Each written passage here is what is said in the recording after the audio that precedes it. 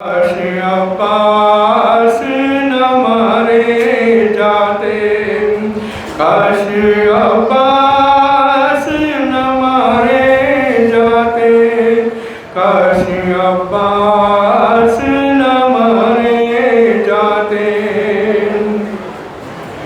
ہو کے پابند رسن سید سجاد چلے، نہر کو دیکھ کے روتے ہوئے کہنے لگے، سب وطن ساتھ ہمارے جاتے، کاش عباس نہ مارے جاتے، کاش عباس نہ مارے جاتے، کاش عباس نہ مارے جاتے۔ ہوتے عباس دلاور تو نہ خیمے جلتے، شام غربت نہ سکینہ کو تماچے لگتے، گوشوارے نہ اتارے جاتے، کاش عباس نہ مارے جاتے، کاش عباس نہ مارے جاتے، کاش عباس نہ مارے جاتے۔ کبھی چہرہ کبھی بازو کبھی سینہ پیٹا، قید خانے سے وطن آئی تو زینب نے کہا، دن نہ یوں غم میں گزارے جاتے، کاش عباس نہ مارے جاتے، کاش عباس نہ مارے جاتے، کاش عباس نہ مارے جاتے۔ آج بھی آتی ہے یہ قبر سکینہ سے صدا، اے چچا لاتی نہ زندانی میں ہم کو یوں قضا، ساتھ گر ہم بھی تمہارے جاتے، کاش عباس نہ مارے جاتے، کاش عباس نہ مارے جاتے، کاش عباس نہ مارے جاتے۔ حال کربل جو کوئی پوچھتا تھا نور علی، روکے زینب یہی دیتی تھی صدا نور علی، کاش عباس نہ مارے جاتے، کاش عباس نہ مارے جاتے، کاش عباس نہ مارے جاتے، کاش عباس نہ مارے جاتے۔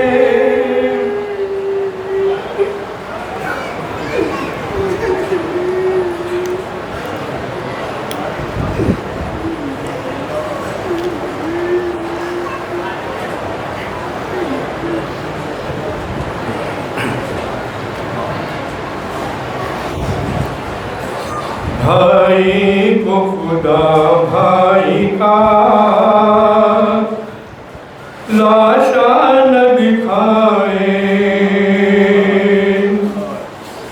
بھائی کو خدا بھائی کا لاشا نہ دکھائے، لاشے پہ علمدار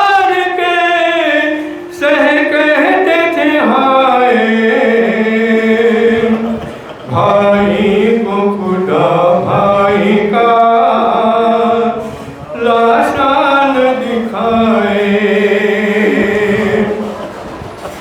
کیا ثانی زہرا کو میں بتلاؤں گا بھیا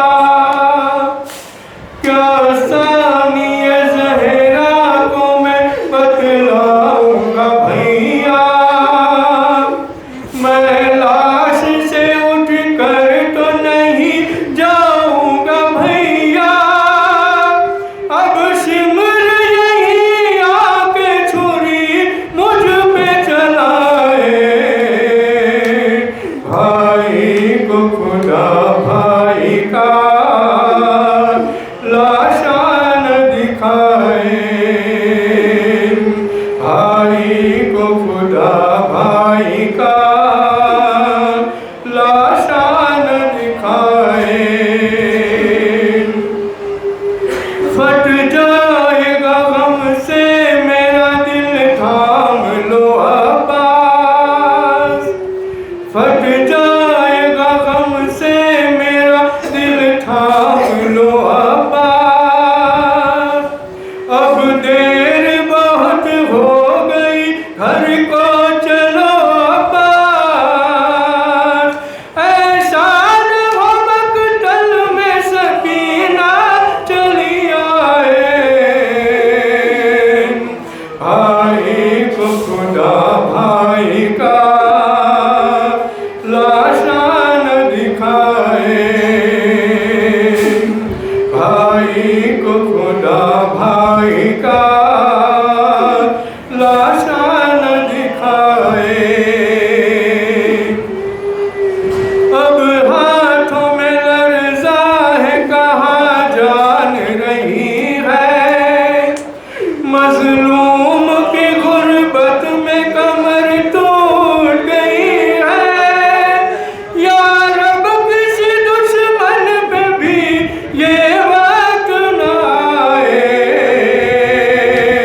بھائی کو خدا بھائی کا لاشا نہ دکھائے پہلو میں صدا میں نے بٹھایا تمہیں بھائی جس بھائی نے گودی میں اٹھایا تمہیں بھائی وہ بھائی بنا کیسے تیری لاش اٹھائے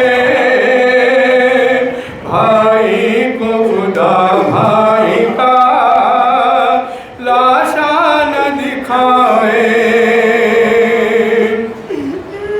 ماں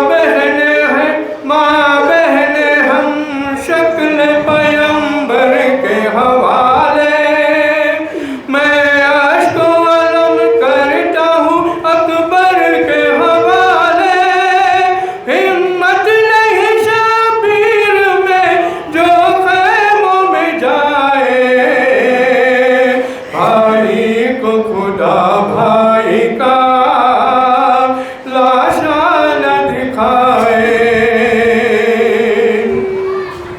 سادات ہے یہ شام کے لشکر کو بتاؤ جاتے ہوئے یہ شمر سے کہتے ہوئے جاؤ وہ میری سکینہ کو تماچے نہ لگائے بھائی کو خدا بھائی کا لاشا نہ دکھائے اکبر کو بھی جانے جو ہم نے تو کہا تھا اولاد تو مل جاتی ہے بھائی نہیں ملتا شبیر کہاں سے تمہیں اب ڈھونڈ کے لائے بھائی کو خدا بھائی کا لاشا نہ دکھائے سادات یہ کہتے ہیں کہ ہم پیاسے رہیں گے تم نے نہ پیا پانی تو ہم بھی نہ پیئیں گے اللہ ہمیں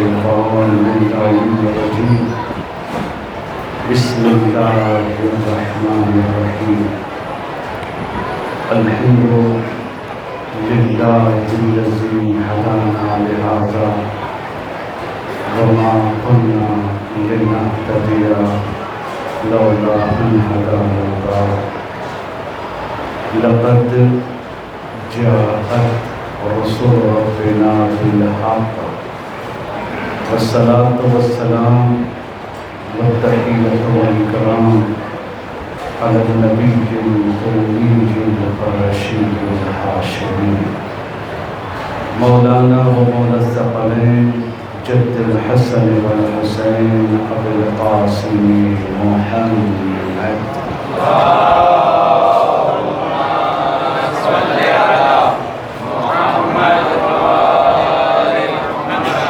وآله الطيبين الطاهرين المعصومين المظلومين المنتخبين المنتجبين ولعنة الدائمة الباقية على أعدائهم وقتلتهم وغاصبي حقوقهم ومنكر فضائلهم أجمعين من الآن إلى يوم الدين. أما بعد فقد قال الله الحكيم في كتابه الكريم وهو أصدق القائلين وقوله الحق. بسم الله الرحمن الرحيم والذين جاهدوا فينا لنهدينهم سبلنا وإن الله لمع المحسنين. صدق الله.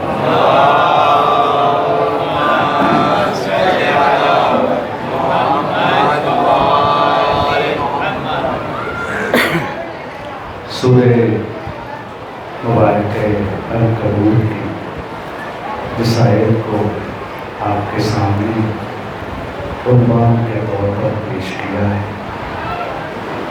اور تاریخ کی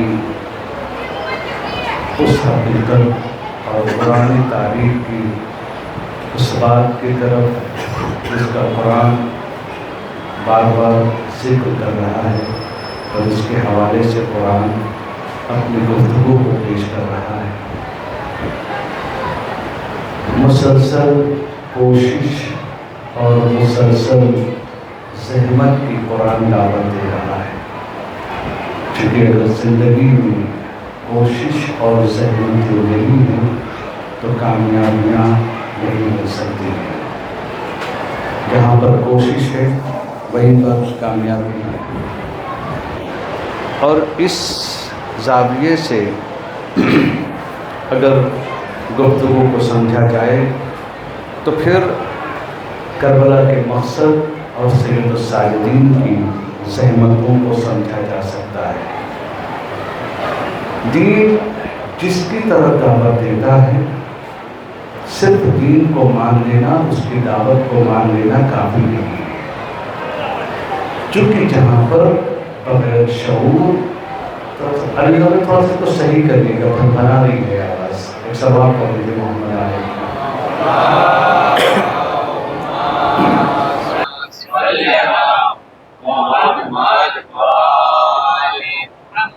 جب تک انسان دین کے قانون کو سمجھنے کی کوشش نہیں کرے گا تب تک انسان منزل نجات تک نہیں پہنچ سکتا ہے.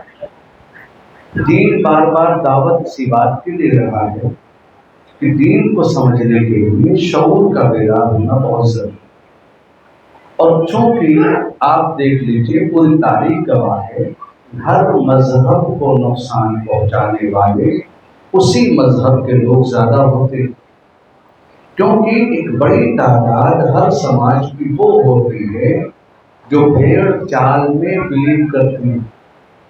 اسلام نے ہم کو اس مقام پر لا کر رکھا کہ کسی بھی چیز کو سمجھنے اور جاننے کے لیے آپ مانتے کس کو ہیں، کیوں مانتے ہیں، یہ سوال ضرور ہونا چاہیے، تاکہ اگر کبھی بھی انسان کی زندگی میں ایسے مسائل آئیں اور اس سوالات جب کیے جائیں تو ان کا جواب ہمارے پاس ہونا چاہیے.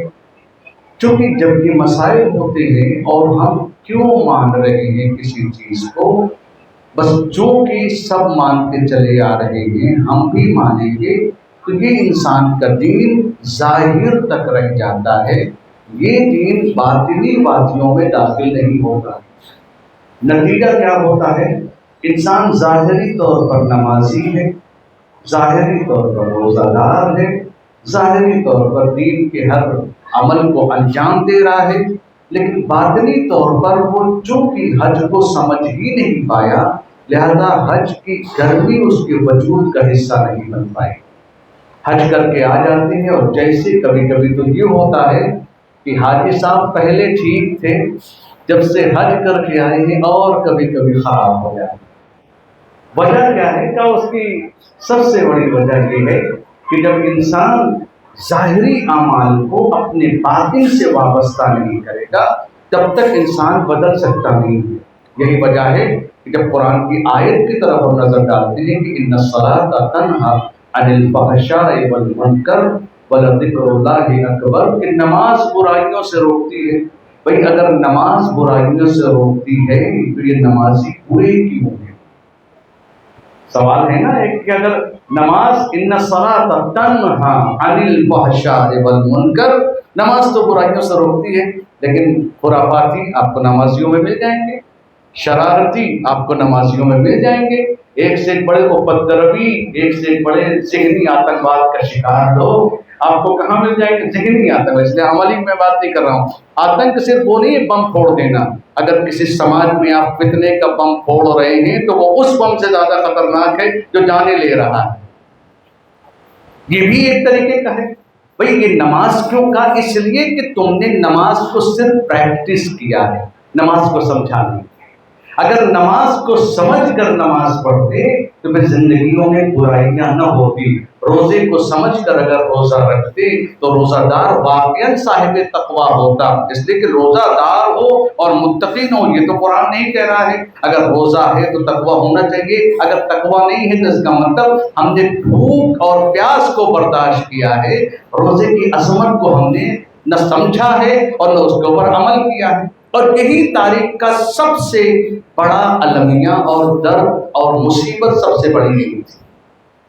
تاریخ میں ایسی بڑی ہستیاں، انشاءاللہ آج اس پروگرام کا انتخاب اور آج اس پروگرام کو یہاں پر کیا جائے گا، جب نہ ایک عظیم چیز ہے، انشاءاللہ تعالیٰ اس کی طرف آ جاؤں گا۔ آج مجھے کھل کے آپ کے سامنے بہت سی باتوں کو کرنا ہے اور آپ کے باتوں کو سمجھانا ہے۔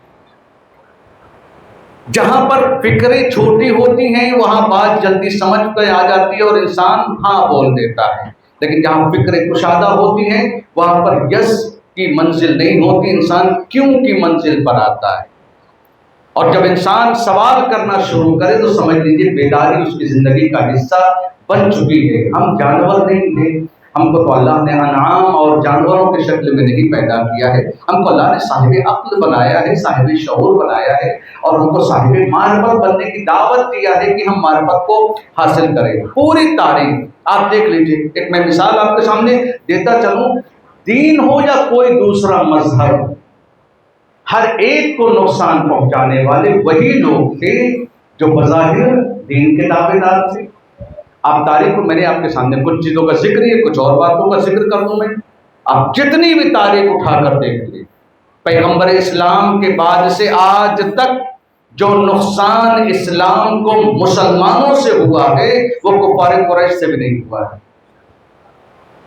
کون لوگ ہیں؟ بھائی آپ نے تو نماز پڑھ لی، روزے رکھ لیے، حج بھی آپ ماشاءاللہ کر رہے ہیں، آپ تو زیارتیں کر رہے ہیں، آپ ہر چیز مکہ مدینہ دنیا بھر کی ہر جگہ جا رہے ہیں، کہ بدل کیوں نہیں پا رہے ہیں؟ کا اس کی وجہ یہ ہے کہ انسان اپنے ظاہری اعمال کو باطن سے ملا نہیں پا رہا ہے۔ جیسے کہا جاتا ہے اگر کسی جانور سے، ایک میں مثال دوں اور بات واضح ہو جائے، اگر کسی جانور کا یا انسان کا بچہ پیدا ہوتے ہی اس کی نظروں سے دور کر کے 5 سال کے بعد لایا جائے اس کے سامنے، کہا اب اس کے اندر وہ جذبہ محبت نہیں ہوگا جب بچہ پیدا ہوا تھا، ماں کے جو سینے سے لگا تھا، بچہ وہی ہے، بچے میں کوئی فرق نہیں، بچہ وہی ہے جو عام طور پر مائیں اپنے بچوں سے پیار کرتی ہیں، کہا یہ پیار کیوں نہیں کر پا رہی؟ کہا اس لیے کہ جب یہ ظاہری طور پر وجود میں آیا تھا، اس ظاہر کی گرمی کو اس کے باطن نے محسوس نہیں کیا۔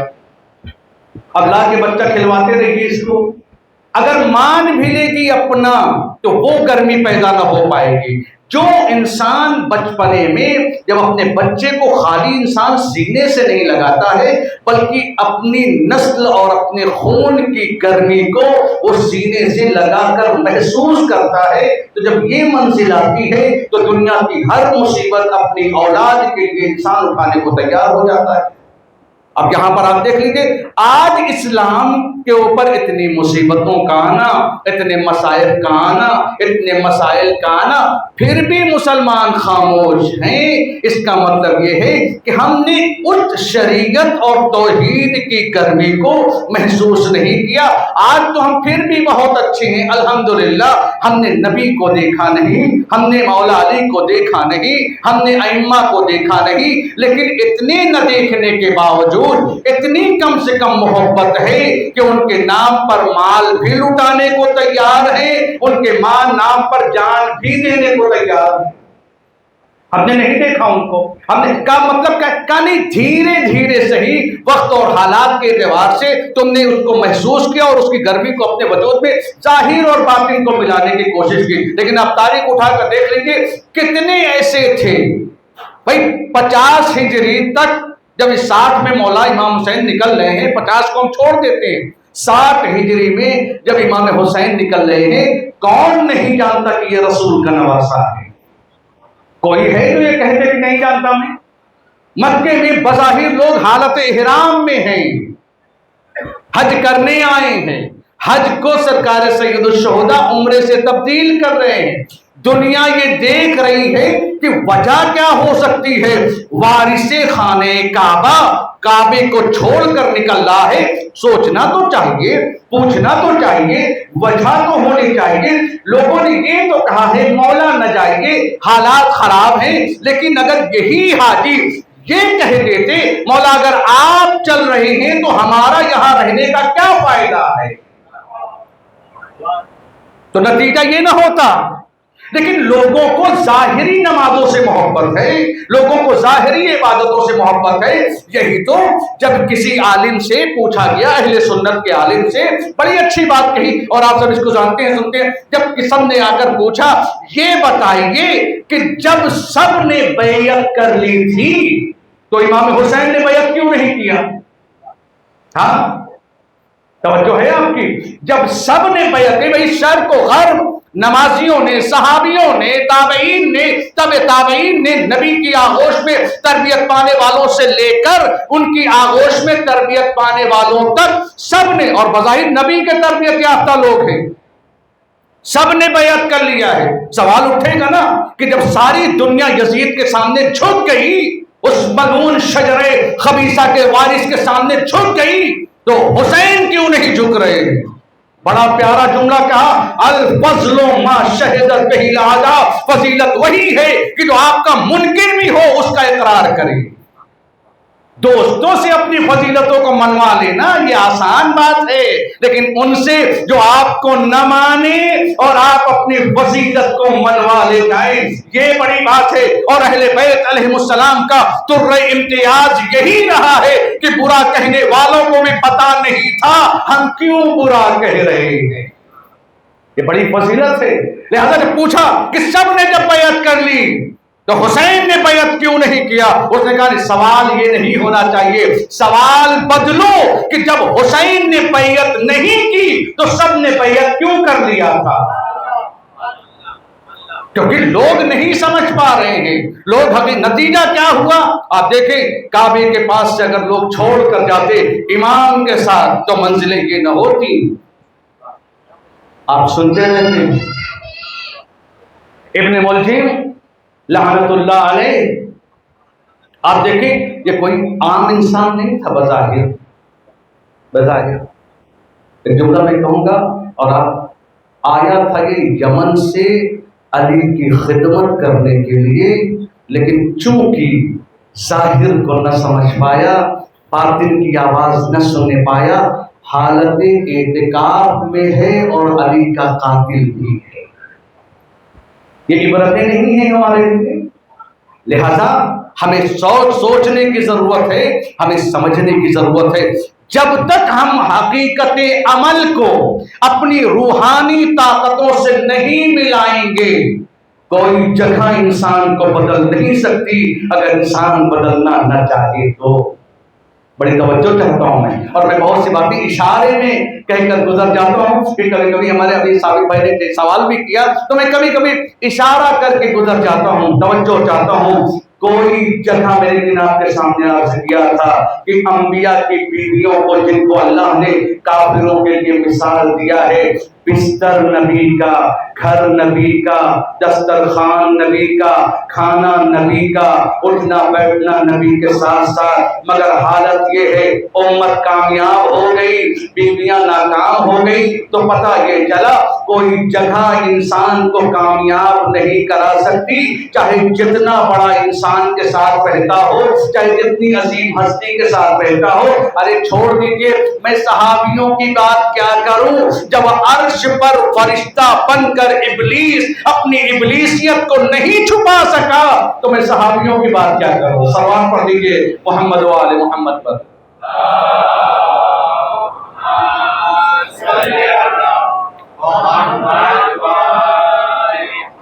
ذرا بلند سلوات پڑھ دیجئے۔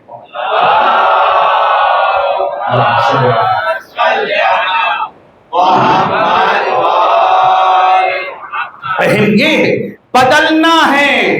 میں نے عرض کیا آپ کے سامنے، حسین کا کرم ہے کہ اس نے فرش عزا تک ہم کو بلا دیا، بدلنا ہماری ذمہ داری ہے۔ امام کسی کو نہیں بدلیں گے، امام فرصتیں دیتے ہیں، گھٹن محسوس جب کرنا تو حر بن کر چلے آنا۔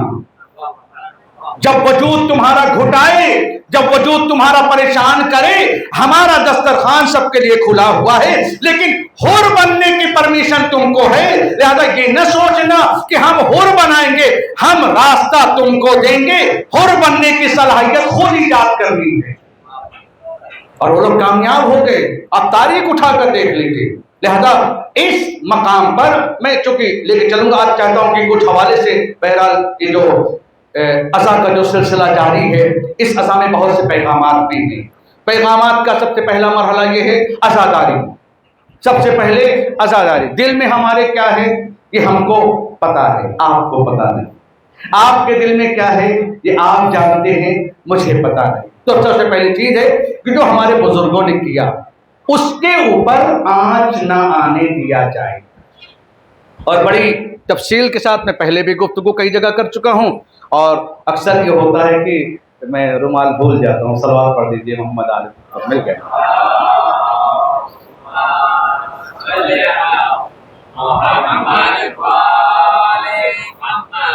اکثر یہ ہوتا ہے کہ ہم اپنی عقل کے ذریعے سے عزاداری کو سمجھانا چاہتے ہیں۔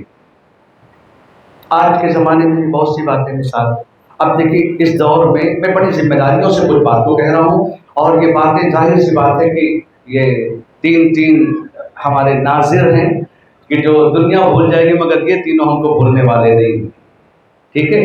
تو اسی لیے تینوں سے ڈر لگتا ہے۔ سوال پڑھ دیجیے محمد آل محمد پر۔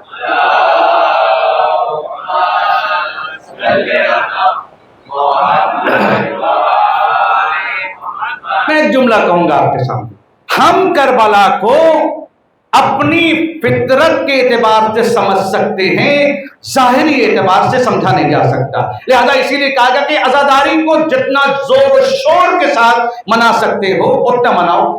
لیکن آج کیا ہے، کچھ مسائل ایسے ہیں، ہم کبھی کبھی آ کر یہ کہہ دیتے ہیں کہ یہ کرنا ٹھیک نہیں، کس نے کیا تھا؟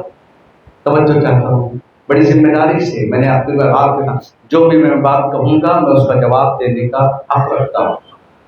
پہلے یہ سمجھیے کہ یہ ہمارے بزرگوں نے جو عزاداری کے مشن کو باقی رکھا ہے، خدا کی قسم میں نے کل آپ کے سامنے عرض کیا تھا، خدا کی قسم آج تک ہم نے عزاداری کے لیے قربانیاں دی ہی نہیں۔ ہمارے بزرگوں نے دیا ہے. قربانی پیسے کا لگانا الحمدللہ، اس کے بعد 10 لاکھ روپے ہیں 500 روپے دے دینا، یہ بڑی قربانی نہیں ہے. قربانی وہ ہوئے کہ جب انسانوں نے، ہمارے بزرگوں نے عزاداری سید الشہداء کو باقی رکھنے کے لیے اور بچانے کے لیے اپنی اولاد کی قربانیاں دی ہیں، اپنے اموال کی قربانیاں دی ہیں، اپنے ہاتھوں کو کٹایا ہے، اپنے گلوں کو کٹوایا ہے. وجہ کیا تھی؟ دشمن ہر دور میں یہ چاہتا تھا اتنا ان کے اوپر پریشر لا دو کہ یہ عزاداری سید الشہداء سے دور ہو جائے. میں نے عرض کیا آپ کے سامنے کہ دنیا یہ سمجھتی ہے سر اور گردن کے درمیان کی جدائی موت ہے، سر اور دھڑ کے بیچ کی جدائی کا نام موت ہے. لیکن جو کربلا سے وابستہ ہیں انہوں نے ایک چیز کو بتایا، سر اور دھڑ کا جدا ہو جانا موت نہیں ہے، حقیقتوں سے دور ہو جانا موت ہے. اور سب سے بڑی حقیقت کا نام سرکاری سید الشہداء ہے. ہم وہاں پر مر کر بھی زندہ ہیں، تم یہاں زندہ ہو کر بھی مرے ہوئے ہو.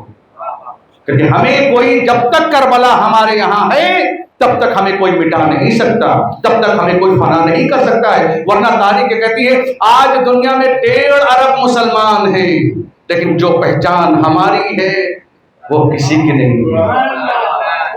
ہمیں یہ پہچان کس نے دیا ہے؟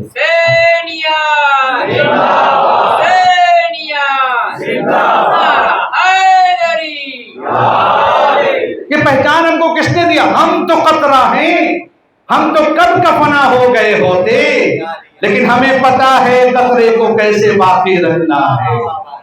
ہم نے اپنے آپ کو دریائے عشق حسینی سے ملا دیا، ہم نے اس دریا سے اپنے آپ کو ملا دیا کہ اب جب تک یہ دریا ہے یہ قطرہ باقی رہے گا. یہ اہم چیزیں ہیں. لہذا جس کے حوالے سے گفتگو کی آج، مثلا ہمارے بزرگوں نے، ایک میں کبھی کبھی یہ بات کہتا ہوں کہ عام طور پر ایک جملہ میں پرسوں بھی کہا تھا لیکن مجلس میں نہیں کہا، میں مجلس کے سامنے آپ کے سامنے تھوڑا سا، میری ایک مشکل یہ ہے کہ میں اپنی باتوں کو کھل کے رکھتا ہوں. ممبر نے ہمیں شجاعت دی ہے، جو ممبر انسان کو بزدل بنا دے اسے ممبر پر بیٹھنے کا حق نہیں. ممبر شجاعت دیتا ہے. ہم نے اپنے بزرگوں سے سیکھا ہے کہ تم ہمارے ہاتھوں میں ہتھکڑیاں تو پہنا سکتے ہو مگر ہماری زبان نہیں روک سکتے ہو. ہم نے ڈرنا نہیں سیکھا ہے اور بولنا چاہیے. جو ایسا نہیں ہے کہ کوئی ضد ہے، لیکن سمجھ میں آنا ضروری ہے. کربلا قیامت تک باقی رہنے والا ایک مقصد ہے. اس مقصد کے لیے ہم نے جو قربانیاں دی ہیں ان کو جذبات میں ختم نہیں کرنا. اپنے غم سے کربلا کو مت ملاؤ، بلکہ اپنے غم کو کربلا کے غم سے درجے سے سمجھو. تمہارے غم کیا بتائیں گے کہ کربلا کیا ہے، تمہاری مصیبتیں کیا بتائیں گی کہ کربلا کیا ہے. لہذا بڑی بڑی باتیں آج کے زمانے میں، مثال کے طور پر بہت سے لوگ کہتے ہیں، مثلا آپ غور کریے، سنیے، ابھی میں نے اس کے حوالے سے کچھ گفتگو کی تھی کہ ایک بات جیسے بزرگوں کے کربلا لوگوں کو سمجھ میں نہ آتی. ہندوستان میں اگر ہمارے بزرگوں نے کربلا کو عملی طور پر نہ بتایا ہوتا، آپ کے ذہن میں سرکار ابوالفضل عباس کا علم نہ آتا، اگر آج جلوس کے آگے آگے علم نہ چل رہے ہوتے، آپ کو کیا پتا تھا؟ آج آپ علم اٹھاتے تو ایک وفاداری کا احساس ہوتا ہے. جب یہ علم نہ ہوتا تو وفا کو کس سے سیکھتے؟ اتنا آسان تو نہیں تھا. یہ کربلا کے علم نے، یہ کربلا سے نہیں آیا. ہمارے بزرگوں نے شبیہ علم بنا کر بتایا کہ کم سے کم علم اٹھانے سے پہلے اس احساس کو باقی رکھنا. یہ وہ علمدار تھا جس نے اپنے وجود کو مٹا دیا مگر حسینی علم کو جھکنے نہیں دیا. تمہاری ذمہ داریاں یہ ہے، جو علمدار ہو یہ ایک معمولی پوسٹ نہیں ہے، یہ خالی علم نہیں اٹھا رہے ہو. اپنے اندر جذبہ وفا کو لے کر آؤ، اپنے اندر وفاداری کا جذبہ لے کر آؤ اور اس چیز کا مشن لے کر آگے چلو. مولا آج میرے بازو اس چیز کی گواہی دے رہے ہیں، جب تک میں زندہ ہوں آپ کی عظمت اور شان کو گرنے نہیں دوں گا. آیا کہاں سے؟ بزرگوں نے ہمارے اس کو شبیہیں، جو تابوت کی شبیہیں، یہ جو آئی کہاں سے؟ مثال ایک کسی نے ہم سے پوچھا کہ یہ جو آپ لوگ، توجہ چاہتا ہوں، یہ جو آپ لوگ یہ ذوالجناح نکالتے ہیں، قرآن سے دکھاؤ. آج کل ایک وہ ہے نا کہ جن کو قرآن کی 2 آیتیں بھی یاد نہ ہو سکی. ہاں تاریخ اٹھا کر دیں، میں زیادہ گہرائی میں نہیں جانا چاہتا ہوں، کیونکہ بہرحال جن کو قرآن کے سورے یاد نہیں ہوئے وہ ہم سے پوچھتے ہیں. بھائی ان سے سوال یہ ہوا، جیسے انہوں نے پوچھا قرآن سے ذوالجنا دکھاؤ، تو ہم نے کہا قرآن سے اپنے باپ کو دکھاؤ. دکھاؤ بھائی، ہے کسی کے باپ کا تذکرہ قرآن میں؟ کہا نہیں. کہا پھر؟ کہا قرآن ایک ہم کو آئیڈیل پیش کرتا ہے. توجہ چاہتا، قرآن ایک آئیڈیل پیش کرتا ہے. جس انسان کے ساتھ کسی عورت کی شادی ہو جائے اس کے بچے انہی کے ہیں. قرآن یہ آئیڈیل پیش کرتا ہے. اب باپ کو ڈھونڈنے کے قرآن کی ضرورت نہیں ہے، بس یہ دیکھو کہ تمہاری ماں یا تمہارے باپ کا کس سے نکاح ہوا ہے، پیدا کس سے تم ہوئے ہو. بس جان جانا کہ جس سے تمہارے باپ کا نکاح ہوا ہے وہی تمہاری ماں ہے، اور جس سے تمہاری ماں کا نکاح کے بدلے میں تم پیدا ہوئے ہو وہی تمہارا باپ ہے. قرآن اصول بیان کرتا ہے، جزیات کے اوپر گفتگو نہیں کرتا. قرآن صاحبان عقل کے لیے ہے، صاحبان شعور کے لیے ہے. اب یہ سمجھ میں آئے تو پھر قرآن کے اوپر جا کر اعتراض کرو. اصحاب کہف کا تذکرہ کر دیتا، ان کے کتے کا تذکرہ کیوں کیا جا رہا ہے؟ سوال ہونا چاہیے کہ بھائی اصحاب کہف، کتے کے اندر تو معرفت بھی نہیں ہے، کتے کے اندر تو شعور بھی نہیں ہے، اس کو جنت بھی نہ ملے گی، وہ دنیا میں رہ جائے گا کیونکہ اعمال نہیں ہے اس کے لیے، حساب و کتاب نہیں ہے اس کے لیے. تو سوال یہ کیے جائے خدا یہ جو 7 کا ذکر ہے، 8 کا ذکر ہے، 5 کا ذکر ہے، ان کے ساتھ ان کے ساتھ کتا چھٹا ہے، 5ویں کے ساتھ چھٹا کتا ہے، 7ویں کے ساتھ 8واں ان کا کتا ہے، چھٹے کے ساتھ 7واں ان کا کتا ہے. اصحاب کہف کا ذکر ہو جاتا.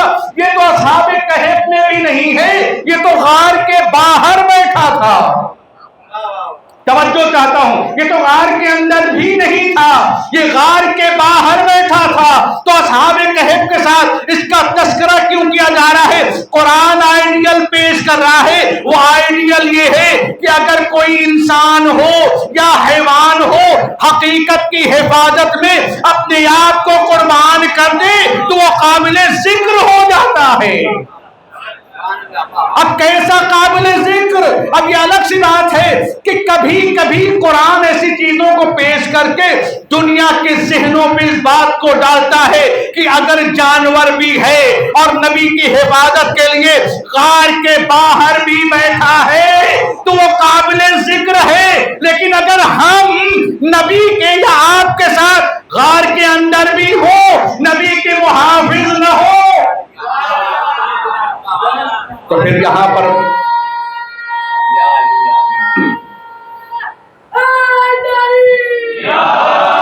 ایک آئیڈیل کو پیش کیا جا رہا ہے، ایک قانون پیش کیا جا رہا ہے. کسی کے سجدوں کو نہ دیکھو، کسی کی نمازوں کو مت دیکھو، کسی کے زہد کو، ظاہری زہد کو مت دیکھو، کسی کا خانہ کعبہ کے ارد گرد طواف کرنا نہ دیکھو، بلکہ یہ دیکھو طواف کے یہ چکر اس کے وجود میں، اس کے وجود کو کسی چکر سے باہر نکال رہے ہیں یا چکروں میں ڈال رہے ہیں. اگر انسان کا وجود چکروں میں پھنس رہا ہے تو پھر یہ منزل کا اس کے لیے ہم شبیہیں کیوں نکالتے ہیں؟ ہمیں تو یہی بتانا ہے کہ ان حیوانوں کے بیچ میں ایک حیوان ایسا بھی تھا کہ جو حقیقت معرفت حسینی رکھتا تھا.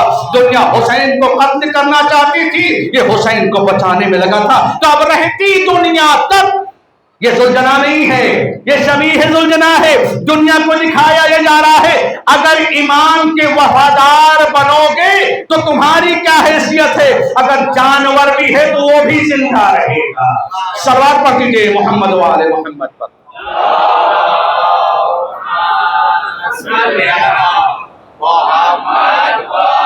شرط یہ حقیقت کو پہچاننا. اب دوسری بات، کبھی کبھی یہ جوان بھی ہمارے ایک سوال میں آپ کے سامنے پیش کر رہا ہوں. اگرچہ مثالوں سید سجاد علیہ السلام کی سب سے بڑی قربانی یہ ہے کہ آپ نے اپنے جیتے جی مقصد اور عظمت کربلا دونوں کو پھیلایا ہے.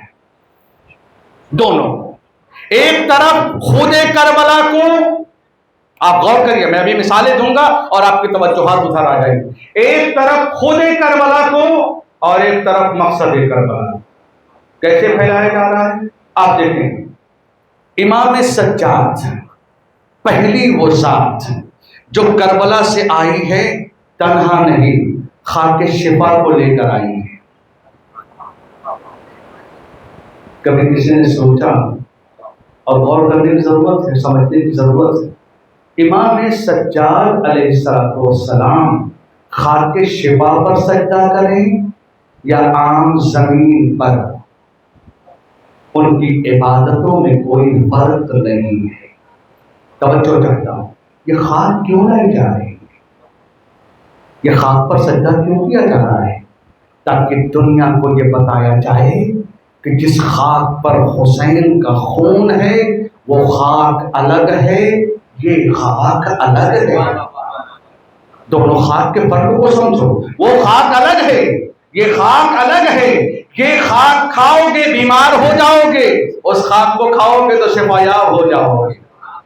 شفاؤں کو سمجھو، وہاں پر خالی خاک کا مسئلہ نہیں ہے، وہ خاک خاک شفا ہے، ہر بیماری سے دور کرتی ہے، اس خاک کا نام خاک شفا ہے، کیونکہ اس خاک میں اس کا خون ملا ہے جس کے وجود کو پروردگار نے کائنات کے لیے، مومنین کے قلوب کے لیے شفا قرار دیا ہے۔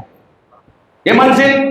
اب دوسرا سوال، کبھی کبھی مثلا آج آگ کا ماتم ہے، ٹھیک ہے، سوال اٹھ سکتا ہے کہ کس نے کیا،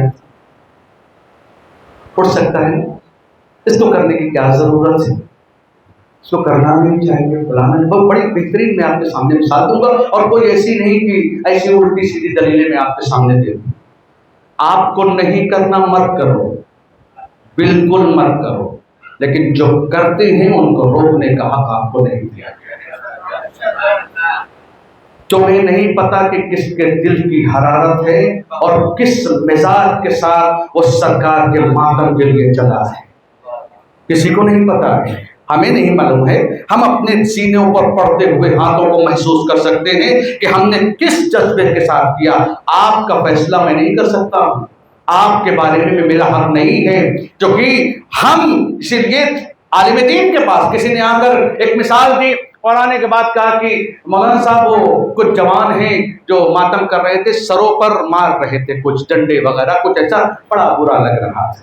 ایسا نہیں ہونا چاہیے، ایسی باتیں نہیں ہونے چاہیے۔ ماڈرن زمانے میں ہم جی رہے ہیں، ابھی تو ماتم بھی ماڈرن ہم بناتے چلے جا رہے ہیں، ماڈرن زمانے میں ہم جی رہے ہیں، ہمیں تو ایسے کرنے کی ضرورت کیا ہے؟ عالم دین دیکھیں، جو علم اور آگہی رکھتا ہے اسے کربلا کو سمجھنے میں آسانی ہو جاتی ہے۔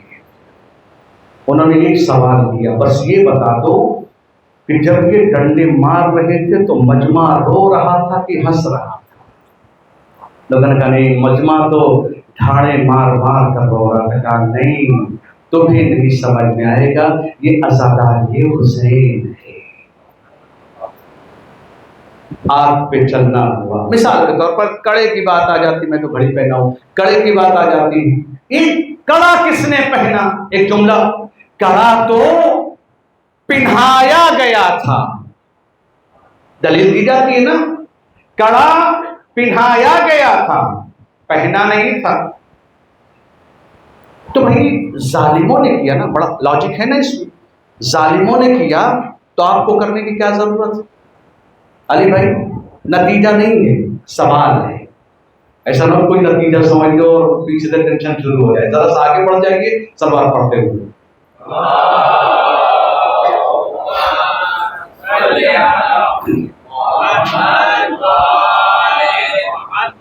بڑی معذرت، لیکن میں چونکہ کچھ باتوں کا نہیں، میں ایک چیز کہتا ہوں، کسی کی مخالفت نہیں، ہر انسان کو اپنی رائے دینے کا حق ہے سب کو، تمام احترام کے ساتھ، لیکن جب ممبر سے بات ہوگی تو کھل کے بات ہوگی۔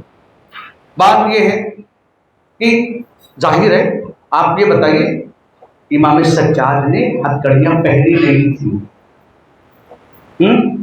بولو جوانوں، پہنائی گئی تھی نا، تو بھائی ظلم ہوا ہے، امام کو پہننے کی ضرورت، امام کو ضرورت نہیں تھی، پہنایا گیا، آپ کو تو کوئی نہیں پہنا رہا ہے نا، آپ کیوں پہن رہے ہیں؟ اب میں دو مثال دوں گا اور آپ بات سمجھ میں آ جائے گا آپ کے پاس۔ جناب ام روباب کو تو آپ جانتے ہیں، کوئی ایسا نہیں جو نہ جانتا ہو، اور آپ کے جاننے کے ساتھ ساتھ ایک چیز اور سب جانتے ہیں کہ کربلا کے بعد 1 سال تک آپ باحیات رہی، اگر اور بھی روایتیں ہیں کچھ سالوں کی، لیکن 1 سال اگر ہم مان کے چلتے، کتنا کیا مدت کی یہاں پر گفتگو نہیں ہے، لیکن تاریخ یہ کہتی ہے کہ آپ کبھی سائے میں نہیں بیٹھے. آپ سب جانتے ہیں سائے میں نہیں بیٹھے. سوال کسی نے کیا ان سے کہ بی بی آپ کے شوہر کو دشمنوں نے دشمنوں میں دھوپ میں رکھا تھا، آپ تو سائے میں آ سکتی ہیں، آپ کو تو ظالم نہیں رکھ رہے ہیں. آپ واقعہ رکھتے ہیں نا روز عاشور، امام حسین بھوکے تھے نہیں، بھوکا رکھا گیا تھا. امام حسین پیاسے تھے نہیں، پیاسا رکھا گیا تھا. آپ کو تو کوئی پانی نہیں روک رہا ہے، آپ کیوں فاقہ رکھ رہے ہیں؟ آپ کو فاقہ رکھنے کی کیا ضرورت؟ آپ کھانا کھائیے، پانی پیجیے، ماتم کریے، جائیے. یہ فاقہ کیوں رکھا جا رہا ہے؟ کہا نہیں، صرف ایک زاویے سے نہ دیکھو کہ ان کے ساتھ کیا ہوا تھا. کبھی کبھی ظالموں کے ظلم کو بیان کرنے کے لیے مظلوموں کی شکل اختیار کرنی پڑتی ہے. توجہ چاہتا ہوں، ذمہ داری میں آپ کو دے رہا ہوں. کبھی کبھی ظالموں کے ظلم کو بیان کرنے کے لیے مظلوموں کی شکل اختیار کی جاتی ہے، اور کبھی کبھی مظلوموں پر ہوئے ظلم کو محسوس کرنے کے لیے ان ظلموں کو ابتدا حد تک برداشت کرنے کی کوشش کی جاتی ہے.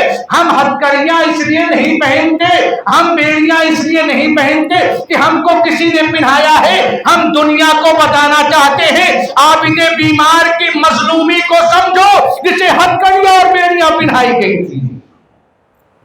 آؤ اہل حرم کو سمجھو کہ جب میدان میں خیمے جلا دیے گئے تھے، آج کوئی پوچھے گا کہ خندق کیوں لگائی گئی ہے، ہم کو یہ بتانا ہے حسین کے بچوں کو اس آگ کے اوپر سے دوڑایا گیا تھا.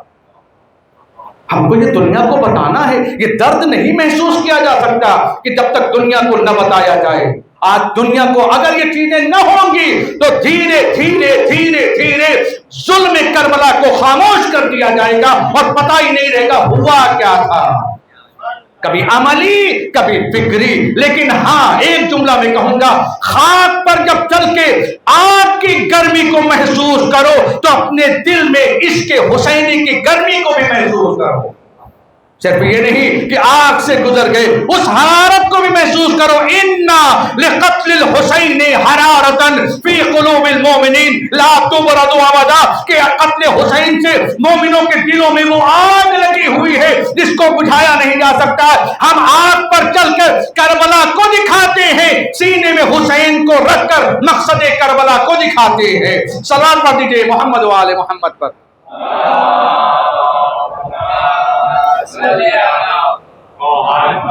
لیکن شریعت کی باؤنڈریز ہیں، ان کا دھیان رہے.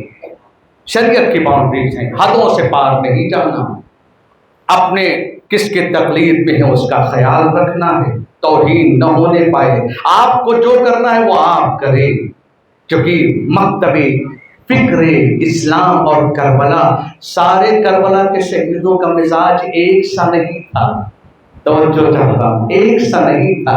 انداز جنگ بھی سب کی الگ الگ ہے، انداز گفتگو بھی الگ الگ ہے، لیکن یہ بول چاہے جو بھی زبان رہے ہوں، لیکن فکر سب کی فکر حسینی.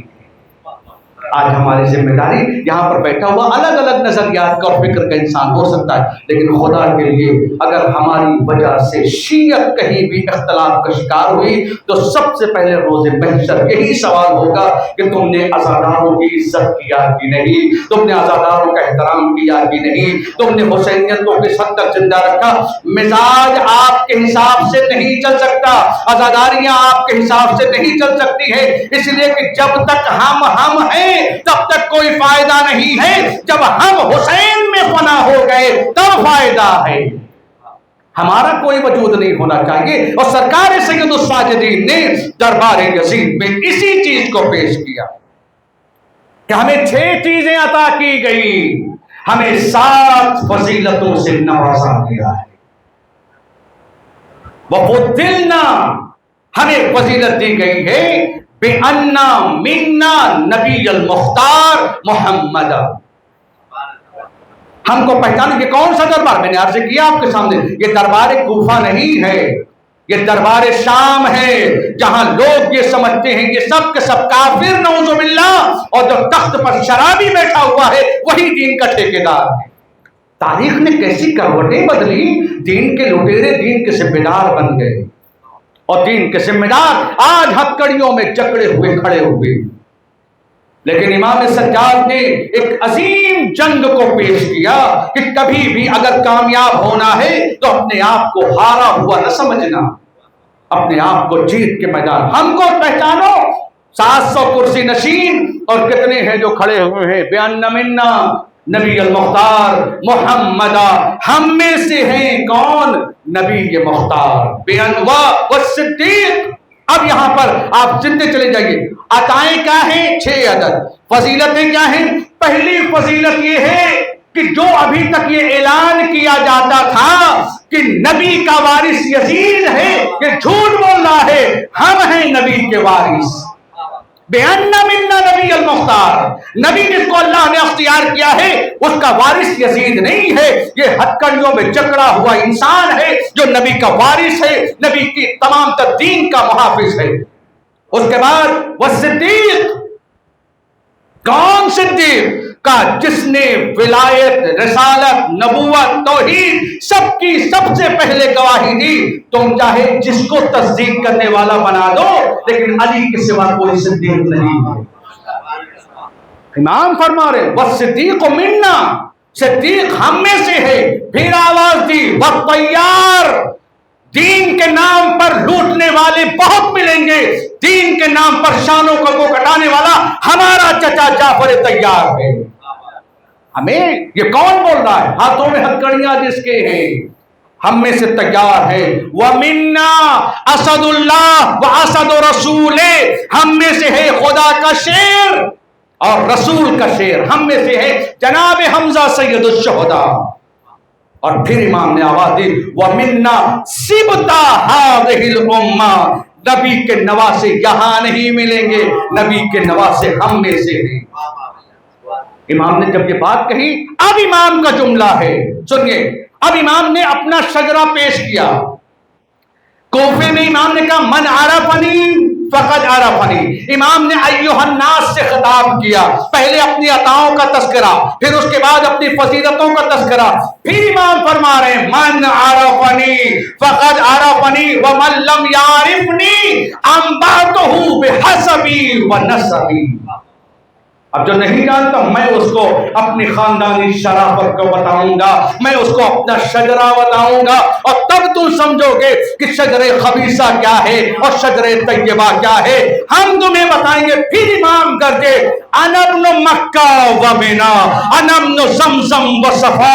تم جس کو ہتکڑیوں میں لا کر جکڑے ہوئے ہو، پہچانو میں کون ہوں. میں مکہ کا بیٹا ہوں، میں مینا کا بیٹا ہوں، میں زمزم و صفا کا بیٹا ہوں. میں اس کا بیٹا ہوں کہ جس کو جو قرآن نے جس کے مولا نے جس کی طرف اشارہ کیا، میں اس کا بیٹا ہوں جس نے اپنی رضا میں حجر اسود کو اٹھا کر اس کی جگہ پر رکھا ہے. میں پوچھ کر ان کا بیٹا ہوں کہ جن کے بارے میں یہ ہے جن کو امام نے فرمایا میں بہترین طواف اور سعی کرنے والوں کا بیٹا ہوں، میں بہترین حج اور تلبیہ کرنے والوں کا بیٹا ہوں. میں اس کا بیٹا ہوں جس کو براق پر بٹھایا گیا. میں اس کا بیٹا ہوں جس کے عرش معلیٰ پر بلایا گیا.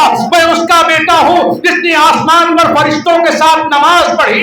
میں اس کا بیٹا ہوں جس کو جبرائیل سدرۃ المنتہا تک لے گیا. میں اس کا بیٹا ہوں جس کے ساتھ اللہ نے فرشتوں کے ذریعے سے نہیں بلکہ خود اللہ نے اس سے بات کی. میں اس کا بیٹا ہوں جس نے ظالموں کے اور کافروں کی ناک کو زمین پر رگڑ دیا، کلمہ توحید کو آگے پہنچایا. میں رسول مصطفیٰ اور علی مرتضیٰ کا بیٹا ہوں. بھرے دربار میں آسان بات نہیں ہے. کہ جس علی کو، اب آپ سمجھے، نسلی شرافتیں یہ ہوتی ہیں کہ بیٹوں کی ذمہ داری ہے اپنے باپ دادا کا نام زندہ رکھنا، بیٹوں کی ذمہ داری ہے اپنے خاندان کی شرافتوں کو پیش کرنا۔ امام نے بھی یہ بتایا کہ جو شام کا دربار علی کو کائنات کے لیے ذلت بتا رہا تھا، اسی شام کے دربار میں حسین کے بیٹے نے اپنے آپ کو علی بتا کر علی کی فضیلت کو پیش کیا کہ جس کو تم ذلت سمجھتے ہو وہ کائنات کے لیے عزت ہے۔ اس کو سمجھنے کی ضرورت، لہذا جو تاریخ نے کہا کون سی ذات ہے، ایک جملہ میں کہوں گا اور آپ کو لے کے چلتا ہوں اس منزل کی طرف جو منزل ہم سب کی منتہا ہے۔ تاریخ کہتی ہے کہ جب امام سید الساجدین اس خطبے کو بیان کر رہے ہیں تو جو مجمع، میں کل انشاءاللہ آخری مجلس میں پورے خطبے کا خلاصہ آپ کے سامنے پیش کروں، جو پورا مجمع آیا تھا اس لیے کہ ابھی یہ ضعیف 23 سال کا ضعیف ہے۔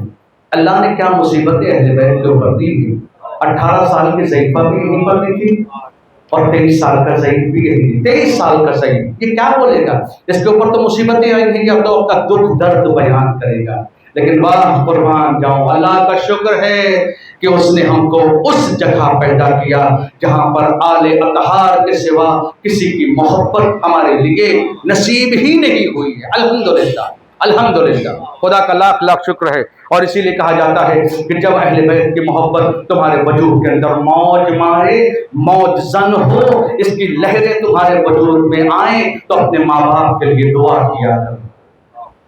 بڑی عظیم نعمتیں دی ہیں انہوں نے، واقعاً خدا کا لاکھ لاکھ شکر ہے کہ جو فرش اعضا پر جوان بیٹھے ہوئے ہیں، ان کے پاس اور بھی بہت سے کام ہیں، یہاں کیوں آئے ہیں؟ کبھی کبھی یہ میں بات کہہ دوں آپ کے سامنے، کبھی کبھی تو لوگ یہ کہہ دیتے ہیں کہ نعوذ باللہ خاکم بدہن، میں اس لفظ کو نہیں استعمال کرنا چاہتا مگر ایک جملہ میں کہہ کے آپ کے سامنے پڑھنا چاہتا ہوں۔ لوگ یہ کبھی کبھی کہتے ہیں اگر مجلسوں میں تبرک نہ ہو تو لوگ نہ آئیں گے نا۔ ابھی تو تبرک کھا چکے ہیں سب، ہاں جا بھی سکتے ہیں، کہا نہیں، تبرک تو ایک بہانہ ہے، در حقیقت در حسین پر آنا ہے، سب کو آنا ہے در حسین پر، کامیابیاں یہی ملتی ہیں۔ لہذا جب معراج پر ایک جملہ جو سدرۃ المنتہا کے حوالے سے بات آئی تو میں آپ کے سامنے ذکر کر دوں۔ سدرۃ المنتہا یعنی اس بیری کے درختوں کو کہتے ہیں جو آخری منزل پر جا کر رکھی کا فرشتہ لے کر چلا اور جانے کے بعد اس منزل پر جا کر رکا کہ آواز دی یا رسول اللہ اگر میں ایک انگلی بھی آگے بڑھ گیا تو میرے باروں پر جل جائیں گے۔ وہ کون سی جگہ تھی؟ کہا وہ منزل سدرۃ المنتہا تھی۔ لوگوں نے کہا وہ بیری کا پیڑ تھا، وہ بیری کا پیڑ تھا، بور کا پیڑ، گجراتی میں بور کا پیڑ، بیری کا پیڑ۔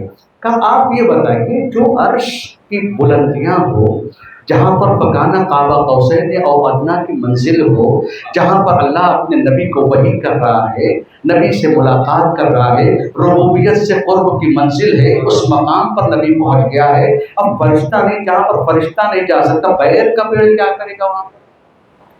اب وہی بات ہے، کسی کو شجر طیبہ میں کھجور دکھا اور کسی کو سدرۃ المنتہا پر بیر دکھی۔ قرآن تو لفظوں کو استعمال کرتا ہے، سمجھ آپ کو نہیں مل سکتی ہے۔ وہی قرآن کو سمجھے گا جس نے علی سے قرآن کو لیا ہے۔ علی سے قرآن نہ لوگے تو اٹکے رہ جاؤ گے، اور حقیقت ہے اس میں کوئی دو چار کی بات نہیں۔ علی کو اسی لیے کہا جاتا ہے علی کو دنیا تک پہنچانا آپ کی ذمہ داری ہے، منوانا آپ کی ذمہ داری نہیں ہے۔ علی اس پاکیزہ ذات کا نام ہے، اگر دنیا تک پہنچا دیا تو ہر کوئی مان لے۔ علی کو منوانے کے لیے تلوار کی ضرورت نہیں ہے، علی تو اس پاکیزہ ذات کا نام ہے جس کو بس ایک مرتبہ انسان جان جائے۔ اور الحمدللہ آج ساری دنیا میں جو انقلاب آ رہا ہے، جو ساری دنیا میں تبدیلیاں آ رہی ہیں، اسی ذات پاک کی وجہ سے، اللہ کا بہترین نمائندہ۔ کہتے ہیں کہ یہ سدرۃ المنتہا کیا ہے؟ کا بیری کا پیڑ۔ اب آپ یہ بتائیے سدرۃ المنتہا میں بیری کا پیڑ کیا کر رہا ہے؟ ہمارے مفسرین نے آواز دی، کہا جہاں پر جبرائیل جا کر رکے ہیں، یہ بیری کا پیڑ جو قرآن استعمال کر رہا ہے، یہ بیری کا پیڑ نہیں، یہ ولایت کی منزلیں ہیں، یہ ولایت کی منزل ہے، یعنی یہ حق ہے اہل بیت علیہ السلام کا۔ جملہ سنیے گا جو ہمارے مفسرین اس کے حوالے سے بیان کی کہ اگر کوئی حق کے اہل بیت کے قریب جا کر آگے بڑھنا چاہیے، فرشتہ بھی ہو تو اس کو بالوں پر چل جائے۔ تو اگر جنہوں نے اہل بیت کا حق لیا ہے، بالوں پر نہیں سب کچھ جلے گا۔ صلوات پڑھ لیجیے محمد و آل محمد۔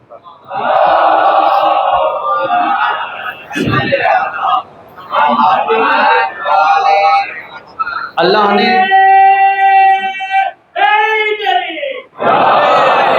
اہل بیت کے حق میں کسی کو کوئی، چونکہ اہل بیت کا حق مال و دولت معیار نہیں ہے اہل بیت کے ہاں، اہل بیت کا حق یہ ہے توحید کو ہر گھر تک پہنچانا۔ تو جو بھی توحید کے آگے رکاوٹ بنے گا، اس کا مطلب اہل بیت کے حق کے سامنے رکاوٹ بن رہا ہے، اور اسی کو پیغام کو پہنچانا ہم سب کی ذمہ داری۔ اللہ نے ہم کو 12 مہینہ چلنے والی یونیورسٹی دی ہے، یہاں سے اہل بیت کو پہنچایا جائے۔ دنیا کی ہر یونیورسٹی میں چھٹی ہوتی ہے، یہ یونیورسٹی چھٹیوں میں اور کام کرتی ہے، یہاں تک پیغام کو پہنچانا ہے، کیونکہ مقصد کربلا کے ساتھ ساتھ خود کربلا بہت اہم ہے۔ سید سجاد علیہ السلام نے، مجھے نہیں معلوم ارباب ازاں کس درد کے ساتھ امام سجاد نے کربلا کے غم کو یزید کے دربار میں پہنچایا، کس طریقے سے پہنچایا مجھے خبر نہیں ہے۔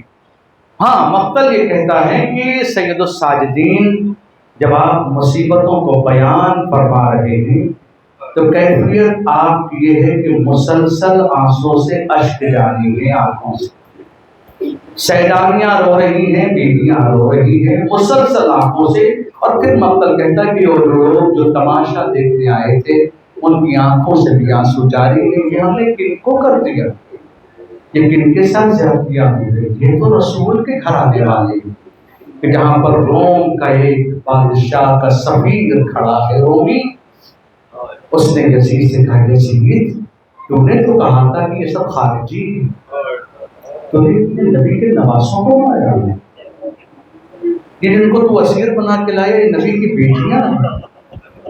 کہا یزید سن، میں جناب داؤد کی 27ویں پشتگار ہوں، آج بھی میں جب اپنے شہر میں جس جگہ جاتا ہوں لوگ میرے قدموں کی خاک اپنی پیشانی پر لگاتے ہیں۔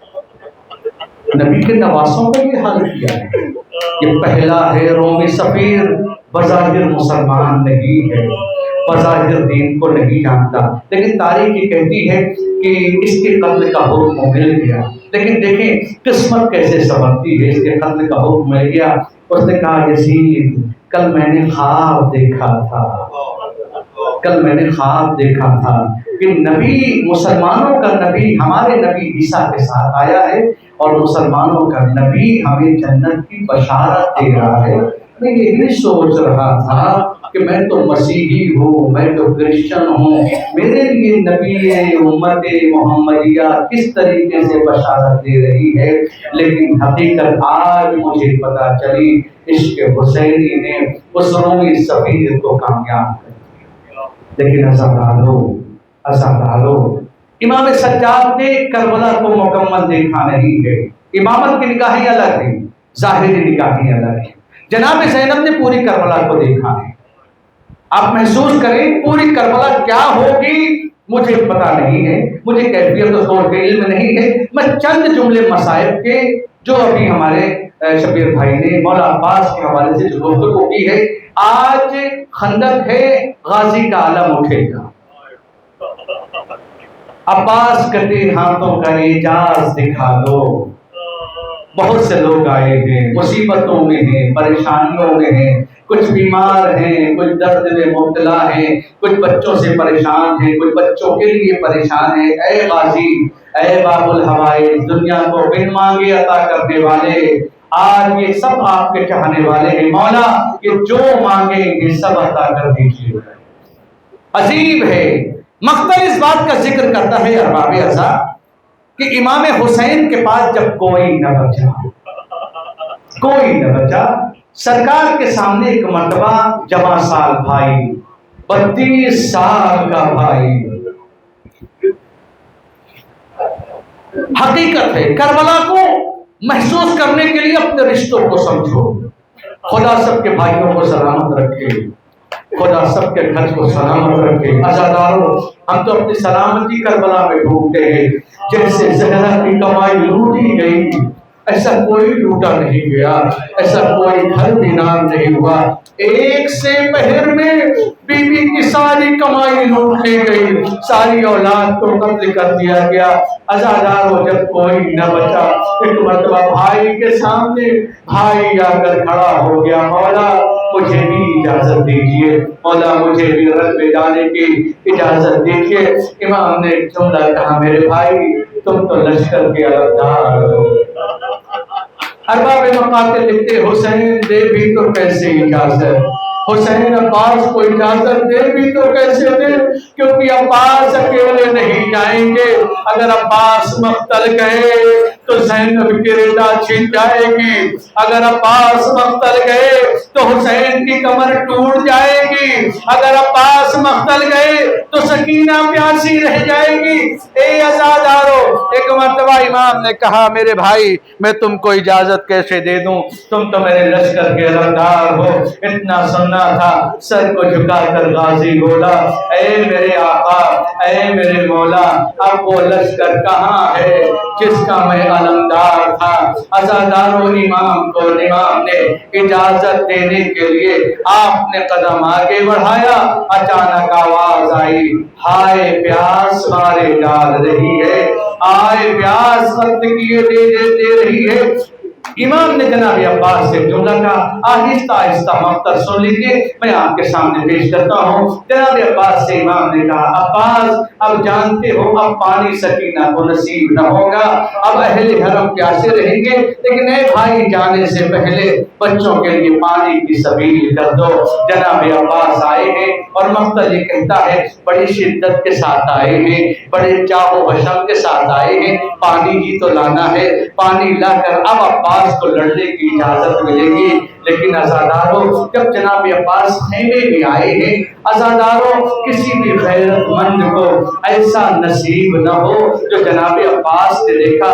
مقتل یہ کہتا ہے، ایک خیمے میں مشکیزیں رکھے تھے، بچوں نے مشکیزوں کو ہٹا کر اپنے سینوں کو زمین پر رکھا ہوا تھا. ہائے پیاس مارے ڈال رہی ہے، ہائے پیاس قتل کیے دے رہی ہے. اے سکینہ لاؤ مشکیزہ لاؤ. جیسے ہی مشکیزے کی بات سنی، سکینہ آگے بڑھی، میرا چچا آ گیا ہے، میرا چچا پانی لینے جائے گا. اے بچوں، اب تمہیں گھبرانے کی ضرورت نہیں ہے، اب کوزے لو، گریہ مت کرو، میرا چچا پانی لینے جا رہا ہے. عزاداروں، مشکیزے کو لیا غازی نے، علم سے باندھا، چلنا چاہتے ہیں، امام نے روکا، علم کو جھکایا، نصر من اللہ و فتح قریب کو مٹایا. انا للہ و انا الیہ راجعون. عباس کو علم دیا، چلا غازی مقتل کی طرف. اے عزادارو، مقتل یہ کہتا ہے، میرا لشکر ایسے پھٹ رہا تھا جیسے کائی پھٹتی ہے، جیسے دریا پھٹتا ہے. غازی پہنچے، فرات میں اپنے گھوڑے کو ڈالا، اپنے مشکیزے کو بھرا، بڑے اطمینان کے ساتھ غازی نے مشکیزے کو بھرا. لیکن کہتے ہیں جب جناب عباس جا رہے تھے تو کوئی بھی سامنے نہیں آ رہا تھا. لیکن جب مولا عباس فرات سے باہر نکلے ہیں تو ایک مرتبہ عمر سعد نے آواز دی، اگر پانی کا ایک قطرہ بھی خیمے میں پہنچ گیا. یہ سننا تھا کہ ایک مرتبہ لشکر سمٹا، مگر سامنے سے کسی کو آنے کی ہمت نہیں. مقتل یہ کہتا ہے، جناب عباس گزر رہے ہیں اور بار بار گھوڑے کی رکابوں کے اوپر اڑتے ہیں اور دیکھتے ہیں کہ خیمہ ابھی کتنی دور ہے، خیمے تک کتنی دیر میں پہنچنا ہے۔ اے عزادارو، لیکن غضب ہو گیا، کسی نے خرما کے درخت کے پیچھے سے چھپ کر حملہ کیا، غازی کا ہاتھ کٹ گیا۔ لیکن مقتل یہ کہتا ہے کہ جناب عباس کے اوپر کوئی اثر نہیں ہوا، آپ نے کہا تم نے میرے داہنے ہاتھ کو کاٹ دیا ہے تاکہ میں ارادہ کمزور ہو جاؤں۔ مولا نے بائیں ہاتھ سے علم کو سنبھالا، آگے بڑھے، دوسرا حملہ ہوا، آپ کا بایاں بازو کٹ گیا۔ عزادارو، علماء ذکر کرتے ہیں کہ جیسے ہی جناب عباس کے ہاتھ سے علم گرا ہے ویسے ہی خیمے کے باہر امام حسین گر گئے۔ اجرکم اللہ، خدا آپ کو کوئی غم نہ دے۔ جناب عباس اب مشکینے کو دانتوں سے سنبھالا ہے، لے کر چلنا چاہتے ہیں، لیکن عزادارو یہی وہ وقت تھا کہ کچھ تیر انداز آئے ہیں، آنے کے بعد تیروں کو چلایا۔ غازی کے پاس ہاتھ نہیں جو تیروں کو روک سکے، ایک تیر مشک سکینہ پر لگا، پانی بہا، غازی نے گھوڑے کو رخ کو موڑ دیا۔ اے میرے باوفا گھوڑے، مجھے فرات کی طرف لے کر، لیکن مقتل یہ کہتا ہے ابھی اسی اسنا میں ایک تیر مولا کی آنکھوں پر آ کر لگا، آنکھ پر تیر لگا، مولا نے سر کو جھکایا، تیر کو زانو سے پکڑ کر نکالے۔ اے عزادارو، گرز آہنی چلا، عباس کا سر شگاف ہوا، مولا عباس کا سر شگاف ہو گیا۔ مولا کو آواز دی، عزادارو امام حسین آئے، وصیتیں سنی، غازی کا عالم لے کر چلے، خیموں میں کوہرام ہے، بچوں کو لگا چچا آ رہا ہے، مگر چچا نہ آیا، چچا کا عالم آیا۔ سکینہ نے بڑھ کر کہا اے بابا میرا چچا کہاں ہے، میرا چچا کہاں ہے؟ اے سکینہ اب چچا نہ آئے گا، لیکن مقتل یہ کہتا ہے امام نے ایک مرثیہ ضرور پڑھا، عباس تمہارے جانے سے اب وہ آنکھیں سوئیں گے جو تیرے خوف سے جاگتی تھی، لیکن اے عباس اب زینب کو سونا نصیب نہ ہوگا، اے عباس اب سکینہ سو نہ پائے گی۔ بس سنیے گا عزادارو، دو جملے مسائل کے آخری لمحے ہیں اور آخری مرحلے پر ہوں میں آپ کے سامنے۔ جب یہ لٹا ہوا قافلہ عباس شہید ہو گئے، اہل حرم لوٹ لیے گئے، کوفے کی منزلیں طے ہو گئی، شام کا مارکا طے ہو گیا، چلا ہے یہ لٹا ہوا قافلہ مدینے کی طرف۔ بشیر آگے آگے بڑھ رہا ہے، اے اہل مدینہ، مدینہ رہنے کے لائق نہیں، حسین قتل کر دیے گئے، زینب بے رضا ہو گئی، آل رسول مار دیے گئے۔ مقتل یہ کہتا ہے ایک ضعیفہ ہے، ہاتھوں میں چھڑی لے کر عصا لے کر آگے بڑھ رہی ہے۔ بشیر رکو، بشیر تم نے کیا کہا، بشیر تم نے کیا کہا؟ حسین مار دیے گئے، حسین قتل کر دیے گئے، زینب بے رضا ہو گئی، رقیہ جیسی صحابی بھی آپ سے جو کہا ہے وہی ہوا ہے، حسین مار دیے گئے، زینب بے رضا ہو گئی، اولاد رسول قتل کر دی گئی۔ اتنا سننا تھا رقیہ نجف کا، میرے مولا سن رہے ہو، حسین قتل کر دیے گئے، زینب بے رضا ہو گئی۔ عباس، کیا میرا عباس کربلا میں نہ تھا؟ اتنا سننا تھا۔ بشیر نے بڑھ کر کہا اے بیوی، جب تک عباس تھے، حسین زندہ تھے، زینب کی رضا محفوظ تھی، لیکن جب عباس کے ہاتھ کاٹ دیے گئے، گھوڑے سے زمین کی طرف آئے، تب حسین قتل کیے گئے۔ بس ام المنین نے ایک جملہ کہا، میرے بچے کے ہاتھ کاٹ دیے گئے، میرا بچہ ہاتھوں کا چکن تھا، میرے بچے کے ہاتھ قطع ہو گئے۔ بس اتنا پوچھ کر ایک جملہ کہا ہے، ارے سب تو زمین کے بل، جب آئے ہیں تو ہاتھوں کے سہارے، ہائے میرا عباس، زمین پر جب آیا تو منہ کے بل آیا، واہ مصیبتاں، واہ حسین۔